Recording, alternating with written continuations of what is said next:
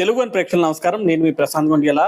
అంతర్జాతీయ స్థాయిలో ఖ్యాతి సంపాదించిన శ్రీకాకుళం జిల్లా అరసవెల్లి ఆదిత్య ఆలయంలో ఇటీవల జరుగుతున్న కొన్ని సంఘటనలు ఆలయ ప్రతిష్టకే మచ్చ తెచ్చే విధంగా ఉన్నాయి. ఈ ఆరోపణలపై క్లారిటీ ఇచ్చేందుకు అరసవెల్లి భద్రాజీ గారు ఉన్నారు. ఆయన అడిగి మరిన్ని విషయాలు తెలుసుకుందాం. సార్, చాలా రకాల విషయాలు ప్రధాన పత్రికల్లో చదువుతున్న పరిస్థితి. ఇటీవల కాలంలో ఏదైతే హుండీ లెక్కింపు జరిగిందో ఆ టైంలో ఏదో దొంగతనం లాంటిది జరిగిందని, ఏదైతే కొద్ది రోజుల క్రితం అరసవెల్లి దర్శనాల విషయంలో ఆ టికెట్లు కూడా కొద్దిగా ఏంటి ఈ ఆరోపణలు ఎక్కడి నుంచి వస్తున్నాయి? వాస్తవం ఉందా? చర్యలు ఏమైనా తీసుకుంటున్నారా మీరు? అది అందరికీ నమస్కారం అండి. ఎర్రచెట్టు భద్రాజీ కార్యనిర్వహణాధికారి, సూర్యనారాయణ స్వామి దేవస్థానం, శ్రీకాకుళం. ముందుగా తెలియజేసేది ఏంటంటే, నేను యాక్చువల్గా సెప్టెంబర్ నెల ఆఖరికి ఇక్కడికి రావడం జరిగింది.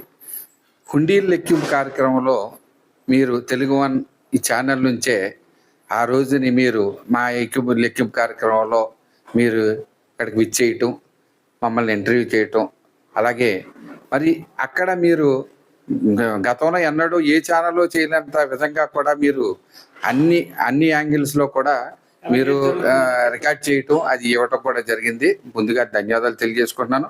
అలాగే మేము మీకు ఆ రోజున అలాగే అయితే అయిందో అంతే పారదర్శకంగా మేము హుండీ లెక్కింపు కార్యక్రమం నిర్వహించడం జరుగుతుంది. ఈ కార్యక్రమంలో జిల్లా దేవాదాయ ధర్మాదాయ శాఖ అధికారి వారు, అలాగే ముగ్గురు, ఒక సీనియర్ అసిస్టెంట్ జిల్లా దేవాలయ ధర్మాదాయ శాఖ కార్యాలయం నుంచి 2 ఈవోలు కూడా అందులో పర్యవేక్షణాధికారులుగా రావడం జరిగింది. అలాగే వైజాగ్ నుంచి శ్రీకాకుళం పరిసర ప్రాంతాల నుంచి భక్త జనం కూడా వచ్చి ఈ సేవలో పాల్గొన్నారు. నాకు తెలిసినంత వరకు ఎక్కడా కూడా మేము సీసీ కెమెరాలు కూడా ఉన్నాయి. ఇక్కడ ఇటువంటి పొరపాటు అనేది అసలు జరగలేదు. ఆ రోజున ఏంటంటే ఫారిన్ కరెన్సీ వచ్చింది. ఆ వేళ నాకు గుర్తులేదు. స్టార్టింగ్లోనే కూడా ఒక ఛానల్ సోదరులు వచ్చారు, దాన్ని రికార్డ్ చేయటం కూడా అయింది. రికార్డ్ చేసి అది మన ఫారిన్ కరెన్సీని కూడా షూట్ చేయటం జరిగింది. అన్నీ కూడా మేము పక్కన పెట్టాం. ఈ కౌంటింగ్ సమయంలో ఆ వేళ అనుకోకుండా ఏంటంటే, ప్రతి చోట ఫైనాన్షియల్ ఇయర్ క్లోజ్ అవ్వటం మూలంగా ప్రతి చోట మా టెంపుల్స్ అన్నీ కూడా లెక్కింపు కార్యక్రమాలు నిర్వహించడం వల్ల మేము 200 మంది భక్త మహాశైల్ని ఈ కౌంటింగ్ కార్యక్రమాలకు ఇన్వైట్ చేయడం జరిగింది. అనుకోకుండా వివిధ దేవాలయాల్లో కార్యక్రమం ఉండటం వల్ల 110 మంది, సుమారు 110 మంది భక్తులు పాల్గొనటంలో, అలాగే మేము కొన్ని హుండీలు కూడా మేము ఆపివేయటం జరిగింది. ఇందులో ఏమైందంటే, ఈ కార్యక్రమంలో లాస్ట్లో మేము ఫారిన్ కరెన్సీ నోట్ చేసేటప్పటికి కొంచెం కనిపించలేదు. అది కిందకి వెళ్ళిపోవటం, అవన్నీ దాటం, మేము దులపటం. ఈ లోపల మేము కూడా కంగారు పడి సీసీ కెమెరాలు చూడటం, అలాగే మాకు ఎక్కడ ఎవరైతే స్వీపర్స్ అటెండర్స్ అందరిని కూడా ఇదైతే అనుకోకుండా ఇవి దొరకడం జరిగింది.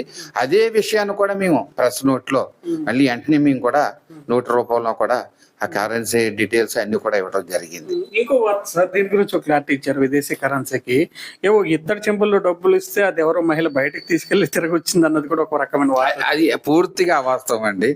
అది కొన్ని పేపర్లో కొన్ని ఇది వచ్చిన చెంబులు అన్నారు, కొన్ని పేపర్లో అందులో డబ్బులు పట్టుకుపోయారు అన్నారు.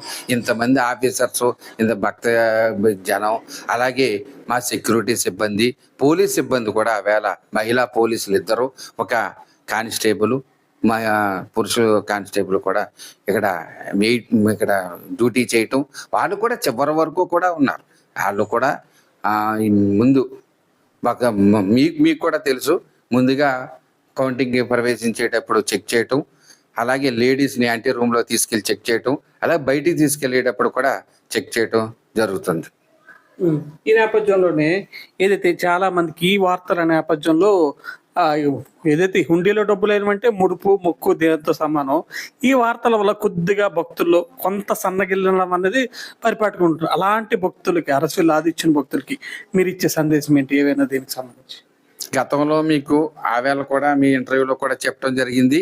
అలాగే కూడా నేను ఈ రోజున కూడా మీకు తెలియజేసేది ఏంటంటే, ఏమాత్రం మేము అలసత్వం వహించకుండా పారదర్శకంగా మేము పర్యవేక్షణాధికారులు ఒక అవసరమైతే ఇంకా ఎక్కువ మందిని కూడా పర్యవేక్షణ నిమిత్తం కూడా నియమించుకుని సరిపడా ఉన్నారు సార్ సిబ్బంది, అరసవెల్లిలో సరిపడా సిబ్బంది ఉన్నారు మీకు. బయట నుంచి వస్తారు కదండి, బయట నుంచి కూడా మాకు సూపర్వైజింగ్ అనేది మా సిబ్బంది ఉంటారు. సూపర్వైజింగ్ అనేది జిల్లా ఆఫీసర్ కానీ పక్కన దేవాలయంలో ఉండే డిప్యూటీ కమిషనర్ కానీ అసిస్టెంట్ కమిషనర్ స్థాయి ఆఫీసర్లు వస్తారు. అలాగే ఈవోలు కూడా మేము ఎక్కడికైనా అవసరమైతే మేము వెళ్తూ ఉంటాం.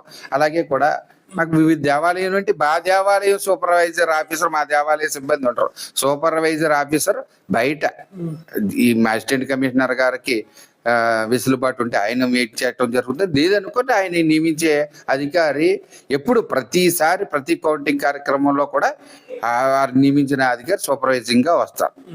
దీనికి సంబంధించి క్లారిటీ ఇచ్చారు. కొద్ది రోజుల క్రితమే అరసవెల్లి రథసప్తమి జరిగింది.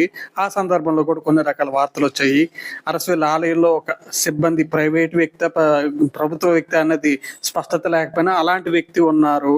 300 దర్శనం టికెట్లు సుమారు ఒక 600-700 వరకు ఆయన సైడ్ చేసేసారు. బయట దర్శనానికి అవకాశం కల్పించారు. ఇది పత్రికల్లో వచ్చిన వార్త. ఇప్పుడు ఇది కూడా నా దృష్టికి వచ్చిందండి. పలు ఛానల్స్లోని ప్రతి మీడియా కూడా వచ్చటం జరిగింది. అది యాక్చువల్గా దీని మీద కూడా ఎంక్వైరీలు జరుగుతున్నాయి. అది కలెక్టర్ గారు కూడా దీని మీద దృష్టి పెట్టడం జరిగింది. యాక్చువల్గా మేము ఏంటంటే ఈ పెయిడ్ ఏదైతే మన 300 రూపాయల టికెట్స్ ఏమున్నైతే ఉన్నాయో కూడా అదంతా కూడా రెవెన్యూ డిపార్ట్మెంట్ వారి కన్సర్న్లో మన యూనియన్ బ్యాంక్ ఆఫ్ ఇండియా ద్వారాగే కూడా ఇవన్నీ కూడా వాళ్ళు ఇష్యూ చేయడం జరిగింది. అలా డిపాజిట్ మేము ఒకటి దేవస్థానం ఎప్పుడూ లేని విధంగా ఈ ఒక్క సంవత్సరం మట్టికి ఓన్లీ డోనర్ పాసలే కూడా మేము ఇష్యూ చేయడం జరిగింది. ఆ డోనర్ పాసలు కూడా గతంలో 15 రోజుల ముందు మంత్రివర్యుల ఆదేశాలతోటి మేము రిజిస్ట్రేషన్ చేయించుకుంటాం. ఆ రిజిస్ట్రేషన్ చేయించుకున్న ఆధార్ కార్డులు అన్నీ చూసుకుంటాం. వారి నిర్దేశించిన ప్రకారం మాత్రమే మేము ఇవ్వటం. మిగిలిన డోనర్ పాసలు అన్నీ కూడా మేము మా దగ్గరే భద్రంగా ఉన్నాయి. అందులో ఎటువంటి ఇది లేదు. బయటికి వెళ్ళిపోయి అనేది అది యూనియన్ బ్యాంక్ నుంచి వచ్చిన ఇది అనేది అది మరి ఇలా పలు ఆరోపణలు ఉన్నాయి. దాని మీద ఎంక్వైరీలు జరుగుతుంది. అది మరి చూద్దామండి. మరి అది ఇప్పుడు అరసవెల్లి ఆలయం అప్గ్రేడ్ అవుతుంది. కష్టంలో అప్గ్రేడ్ అయ్యింది. గతంలో రాష్ట్రంలో కొన్ని దేవాలయాలే ఉండేవి. ఇప్పుడు ఆ స్థాయికి వెళ్తుంది.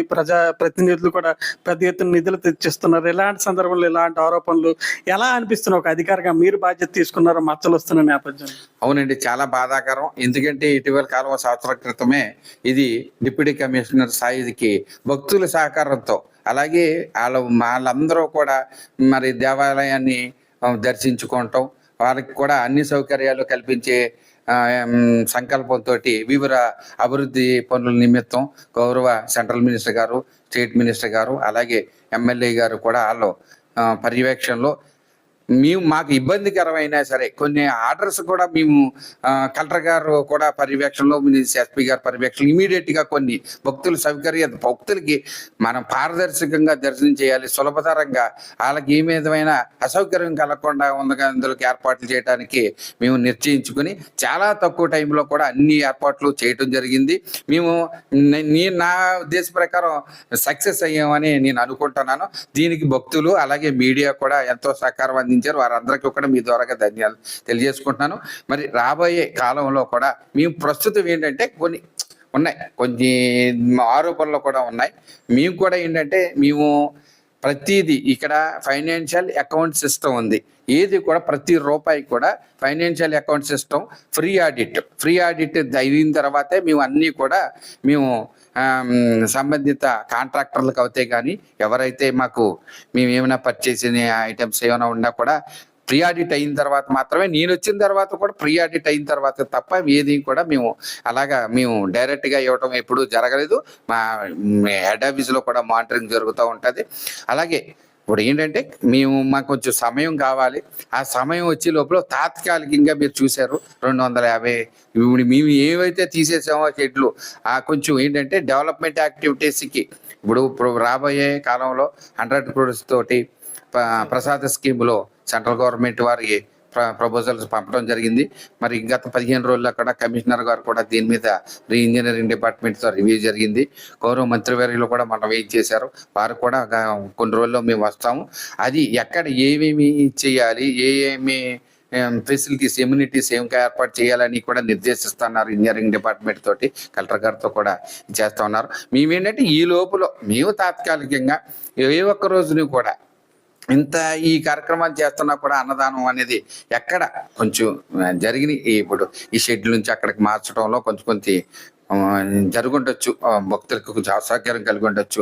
అలాగే ప్లాంట్ కూడా ఇంకొక ప్లాంట్ కూడా ఏర్పాటు చేస్తున్నాం. భక్తులందరికీ కూడా ఒక్కొక్కటి అంటే పర్మనెంట్ గా కాకపోయినా ఇప్పుడు ఈ డెవలప్మెంట్ యాక్టివిటీస్ పర్మనెంట్ గా చేసి కొంత సమయంలో నేను టెంపరీగా ఏర్పాట్లన్నీ కూడా నేను ఫుల్ బ్లెడ్జ్డ్గా మేము అందులో కూడా ఏ విధమైన అలసత్వం వహించకుండా కూడా గత ఒక 15 రోజులు నెల రోజుల్లో కూడా మేము ఏమైతే తాత్కాలిక ఏర్పాట్లు అన్నీ పూర్తవుతాయి.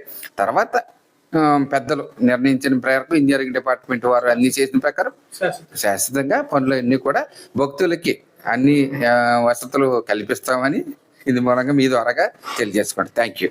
ఇది అరసవెల్లి ఈవో భద్రాజీ గారు అయితే క్లారిటీ ఇచ్చేశారు. అరసవెల్లి ఆలయంలో ఇటీవల కాలంలో కొన్ని ప్రధాన పత్రికల్లో వచ్చినట్టు ఎలాంటి ఇంటి దొంగలు లేరని, భక్తులు కూడా ఎలాంటి అపనమ్మకాలు పెట్టుకోవద్దని చెప్పి భద్రాజీ చెప్తున్న పరిస్థితి ఉంది. కొద్ది రోజుల క్రితం ఏదైతే హుండీ లెక్కింపు జరిగిందో పూర్తిగా సీసీ కెమెరాల పర్యవేక్షణలో, ఉన్నతాధికారుల పర్యవేక్షణలో ఆ వ్యవహారం అంతా జరిగిందని, ఎక్కడ ఎలాంటి డబ్బులు లాంటివి ఏవి పోవడం లేదు, అంటే ఇది ఇంతవరకు జరగలేదని చెప్పి స్పష్టం చేస్తున్న పరిస్థితి ఉంది. ఇంకోవైపు ఏవైతే గతంలో కూడా ఆలయ దర్శనానికి సంబంధించి ఇతరత్ర ఆరోపణలు కూడా ఎక్కడ వాస్తవం లేదని, అందరి తోడ్పాటుతో ప్రసాద్ స్కీమ్ కు కూడా అరసవెల్లి ఆలయం అప్గ్రేడ్ అయిందని, భవిష్యత్తులో మరింతగా విరాజిల్లే అవకాశం ఉందని భద్రాజీ చెప్తున్న పరిస్థితి ఉంది.